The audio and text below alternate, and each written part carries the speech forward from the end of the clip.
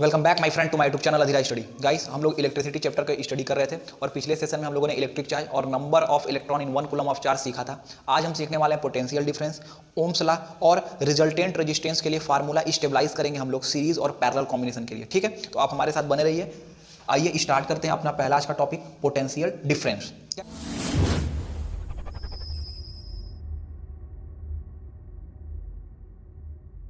कह रहा है पोटेंशियल डिफरेंस क्या होता है। कहता है मान लीजिए आप कोई एक कंडक्टर ले लेते हैं, कोई एक कंडक्टर ले रहे हैं आप। कहता है कंडक्टर में किसी एक पॉइंट से किसी दूसरे पॉइंट पर नंबर ऑफ चार्ज को ट्रांसफर करने के लिए हमको वर्क डन की आवश्यकता पड़ती है। तो कहता है the work done in moving a unit charge from one point two the another point in a conductor is called potential difference. किसी कंडक्टर में यूनिट चार्ज को एक पॉइंट से दूसरे पॉइंट पर ले जाने में जो वर्क डन करना पड़ता है हमको, उसी वर्क डन को क्या बोलते हैं, पोटेंशियल डिफरेंस। तो इसका डेफिनेशन क्या बना सकते हैं, the potential difference between two points in the electric circuit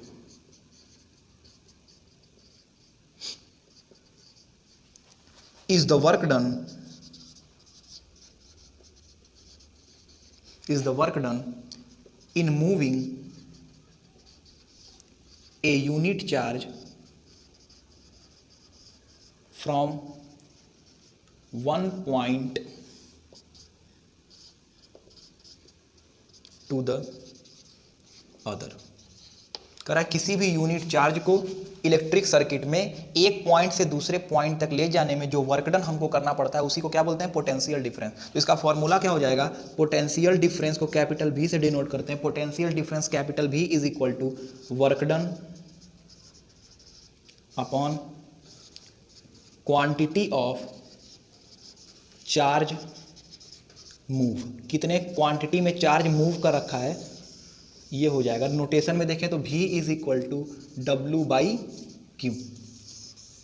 ठीक है, तो कहता है किसी कंडक्टर में, और पोटेंशियल डिफरेंस आता कैसे है, जब बाहर से हम लोग इसको क्या टर्मिनल पे या किसी बैटरी से प्रोवाइड कराते हैं पोटेंशियल डिफरेंस, तब जाके आयंस का मोशन स्टार्ट होता है। जैसे हमको पता है इलेक्ट्रिक करंट का डायरेक्शन क्या होता है, इलेक्ट्रिक करंट बैटरी के बाहर पॉजिटिव टर्मिनल से निकलकर सर्किट में ट्रेवल करती है और निगेटिव टर्मिनल से इंटर करती है किसमें, पॉजिटिव टर्मिनल में बैटरी के अंदर। ठीक है, अगर यूनिट की बात करें पोटेंशियल डिफरेंस के, तो पोटेंशियल डिफरेंस का जो यूनिट होता है, SI यूनिट होता है, वो होता है वोल्ट। पोटेंशियल डिफरेंस का SI यूनिट क्या होता है, वोल्ट। अगर इसके एक और SI यूनिट की बात करें तो यूनिट ऑफ V यानी पोटेंशियल डिफरेंस हो जाएगा हमारा, W का यूनिट क्या होता है, जूल, और क्वांटिटी ऑफ चार्ज का क्या होता है, कूलॉम। तो हमारा यूनिट ऑफ V एक और निकल के आ जाएगा, जूल पर कूलॉम। इसको और खोल सकते हैं हम लोग। जूल होता है, अगर क्लास 9th में हम लोगों ने अच्छे से स्टडी किया होगा तो हमको पता है जूल यानी वर्क डन होता है फोर्स इनटू डिस्प्लेसमेंट। तो जूल को अगर बदलना रहे तो हम लिख सकते हैं यहां न्यूटन मीटर अपॉन कूलॉम।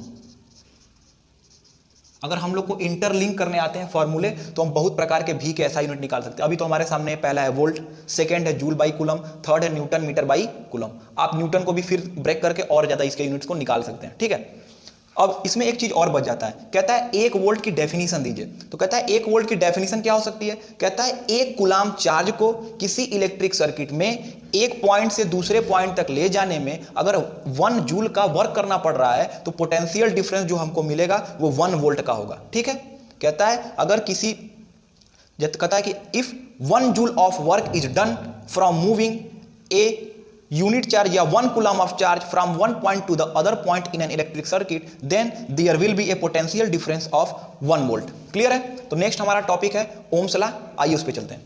ठीक है, तो हमारा नेक्स्ट टॉपिक है आज का ओम्स लॉ।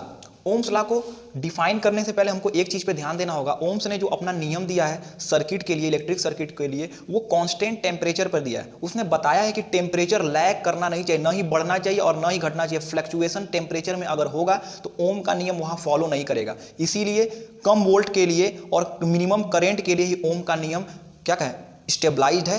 अगर टेम्परेचर में इंक्रीजमेंट या डिक्रीजमेंट मिलता है तो न्यूटन का सर्किट नियम जो क्लास 11th में हम लोग को 12th में पढ़ना है वो अप्लाई होता है। ठीक है, तो इसका पहला कंडीशन है, कहता है एट कांस्टेंट टेम्परेचर, कहता है कांस्टेंट टेम्परेचर पर अगर किसी भी इलेक्ट्रिक सर्किट में इलेक्ट्रिक करंट को फ्लो कराते हैं तो इलेक्ट्रिक करंट डायरेक्टली प्रोपोर्शनल होता है सर्किट के दोनों टर्मिनल के बीच के पोटेंशियल डिफरेंस के। ठीक है, कहता है at constant temperature the current in an electric circuit is directly proportional to the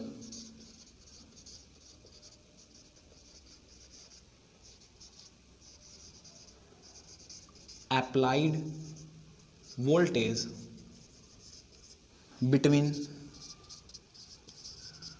the terminals।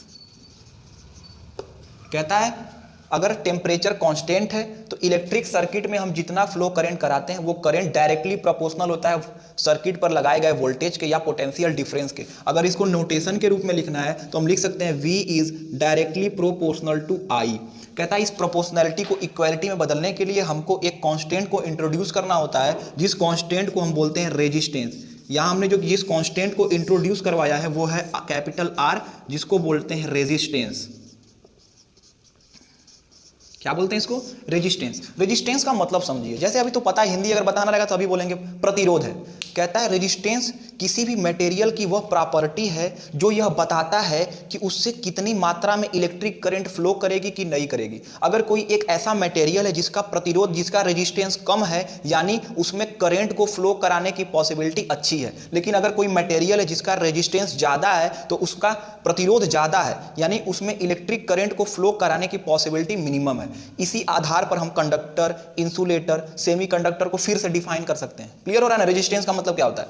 अब यहां ध्यान दीजिए, अगर ओम ने ये नियम दिया था, इसलिए जो रेजिस्टेंस कांस्टेंट निकल के आया है इसका यूनिट क्या रख दिया? एसआई यूनिट ओम रख दिया। क्या रख दिया? ओम रख दिया। यहां एक बात ध्यान दीजिए, ये जो V और I में रिलेशन है ना, ये डायरेक्टली प्रोपोर्शनल का रिलेशन है। कहता है जब सर्किट में करंट को बढ़ाएंगे तो वोल्टेज भी इंक्रीज कर जाएगा, या जब वोल्टेज सर्किट में इंक्रीज कराएंगे तो करंट भी इंक्रीज कर जाएगा। लेकिन यहां ध्यान दीजिए, अगर हम वोल्टेज को फिक्स कर दें तो I और R में इनवर्सली प्रोपोर्शनल का रिलेशन है। इनवर्सली प्रोपोर्शनल का रिलेशन कहता है कि अगर एक बढ़ेगा तो दूसरा घटेगा।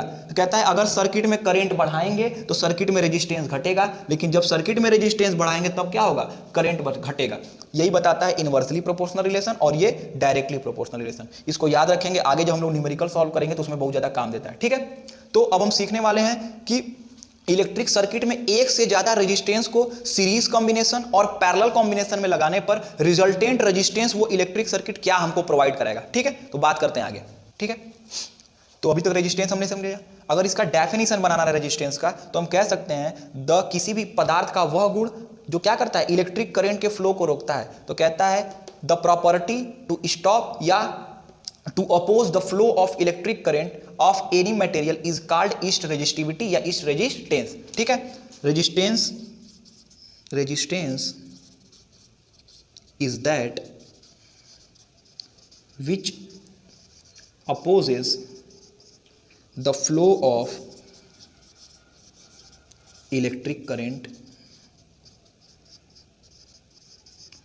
कहता है रेजिस्टेंस क्या करता है? इलेक्ट्रिक करंट के फ्लो को अपोज करता है। यहां हमने मैथमेटिकल रिलेशन भी देखा, इनवर्सली प्रोपोर्शनल है, जिसका रेजिस्टेंस ज्यादा उसका करंट ज्यादा, जिसका करंट ज्यादा उसका रेजिस्टेंस ज्यादा। इस डेफिनेशन को भी आप बता सकते हैं। ठीक है, आज के लिए इतना ही रहने देते हैं। नेक्स्ट वीडियो में हम लोग सीखेंगे रेजिस्टेंस के सीरीज और पैरेलल कॉम्बिनेशन। तब तक के लिए अगर इन दो टॉपिकों में से आपको कहीं भी कोई दिक्कत आई होगी तो कमेंट सेक्शन में हमको कमेंट करेगा। नेक्स्ट वीडियो में हम लोग उस डाउट को पुटअप करेंगे। तब तक के लिए खुश रहिए एंड थैंक यू। जय हिंद।